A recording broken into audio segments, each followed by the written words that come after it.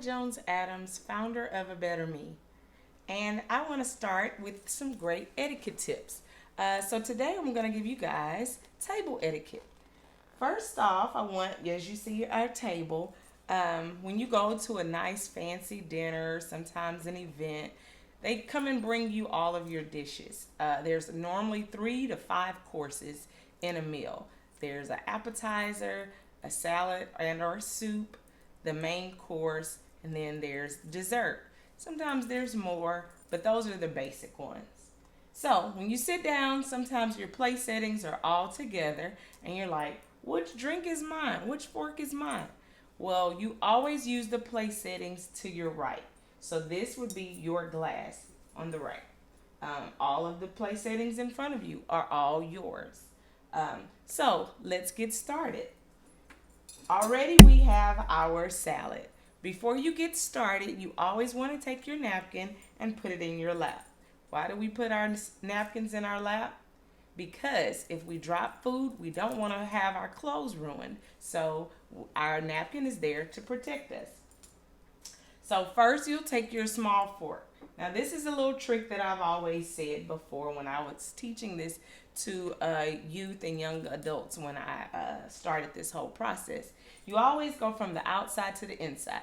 Outside, inside, outside, inside, outside, inside. Think of it as cleaning up as you go. You're cleaning up the outsides and then you work your way inside. So there's the salad fork, which is typically a smaller fork. Then there's the dinner fork, which is typically larger. You come on this side. There's the spoon. This is used for typically soup. And then there's your knife. Now this is a butter knife. A lot of times they may actually have a steak knife or a knife that is suitable for cutting your dinner. So when we start off, we will take our fork and we take a couple pieces and we eat. You're definitely not trying to get as much stuff on your fork and then trying to shove this in your mouth. This is the incorrect way to eat a salad. Just take little bite-sized pieces. They will have enough time for you to eat. Now, once you're finished with your meal or your salad, say you didn't really like it and you're ready for them to take it, you will actually turn your fork over and put it in your plate like this. This is supposed to be the sign for, hey, I'm done with this meal. Next, we'll talk about our soup. Okay, so you just saw about the salad. The waiter will then take your plate, or you have an option to get soup. If you do get soup, they will bring you your soup clearly out. You will go on this side using your outside soup spoon. When you get soup, you are supposed to take your soup, and this is a baked potato soup. It's pretty thick. You go over here, so you kind of take the edge off and away from you and then bring it back. You should not be doing this with your soup and eating it, not taking it off the table. You go to your soup. Clearly this was a little thicker, so you wouldn't be wasting a lot, but you can waste your soup. So you want to make sure you go out and then bring it in, so that anything that would drop drops over the outside. And what we did not talk about is bread. So bread is one of the universal shared dishes for the entire table. It is not great etiquette for you to decide, I want to eat all the bread. You are only to take one piece of bread and put it on your plate. Now, the butter is here. If the butter's on the other side, you don't get up and walk all the way on the other side to get the butter. You ask the person next to you, hi, can you pass me the butter? And then they'll pass it around. If it's further down, you can ask everybody around, can you all pass the butter? And then you pass the butter. Sometimes you'll have your own butter knife with you, depending on where it is. And sometimes there might be one butter knife that comes with it. So what you'll do is, if you're sharing butter, you'll take your butter and put it on your plate. Someone else might be needing butter. You'll cut your bread open and butter your bread. And then you take a bite. Sounds and smells so good. Good. Alrighty, so now we have our main course.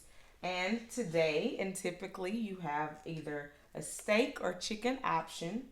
And you may have the green beans, you may have potatoes. There's definitely different things that can come on a plate. So this is what we call a steak knife, and that's because it has its ridges and it's supposed to be able to help you cook your steak. So because of that, I will not be using this knife, but it is still there and great. Obviously, our salad fork is taken and our soup spoon is taken, and now we have left our dinner fork. Now, the correct way to cut your meat is not to do this and this. You take your hand, you see my finger, go here, you take your meat, you take your other finger on top, and you cut your meat. Now, I've seen people do this before where now they're cutting 50 pieces of meat. You're only supposed to do one. You put your knife down, and then you eat. So that is how you do your meat. Whether it's chicken, shrimp, anything, you should not be taking meat and eating it like that. Totally unacceptable. Now, you have your green beans. There could be asparagus, any type of thing. You should not be eating this whole as well. You take a piece of it, cut it, put your knife down, and you eat. Same thing with the potatoes and your steak. And this is how you would have your entire meal. All right, so we've had our main course, and some of people may say this is the best part of the meal. It is your dessert. Now, we have no more forks and spoons here, so what do we use? Typically, dessert spoon or fork will be at the top of your plate. So you don't touch that until the very end. And so now that you have your spoon, you'll go ahead and eat your dessert. Typically, they may come around and ask you if you want hot coffee. People love to have coffee and dessert together. It's your choice. If you don't, as long as this is empty, you turn it upside down, and that is the universal sign of no coffee, no thanks. When you have it up, they may ask you. And if you don't want coffee and you might want tea, ask for tea, and they'll typically put water in and bring you a plethora of tea packets. What we did not talk about was salt and pepper. If you want your salt or you want pepper, again, if it's on the other side, you do it just like the butter. You ask around and have people pass it and hand it over to you. Another thing we didn't talk about is your tea. So typically with tea, it is unsweetened most of the times. When you have tea, obviously I don't have my teaspoon. I'll use this person's spoon. When you have your, they'll give you maybe at the table, there'll be a pack of all the little sugars. When you get your tea and you're trying to sweeten it, this is not what you're trying to do, making all this noise. You take your tea and your sugar's at the bottom. You're going to try to circle in a circular motion. You make a small sound and you can circulate your sugar around like that. We're not making all of that noise at all. You're quietly doing that, and once you finish, you place your spoon down and then you have your drink. All right, I think we've covered all of the table etiquette. There's more things that I could say about different types of steak and how they can be cooked, how to eat pasta. So look for another video on how different types of food that comes on these meals. So again, thanks for joining A Better Me, where we have all your etiquette needs. See you next time.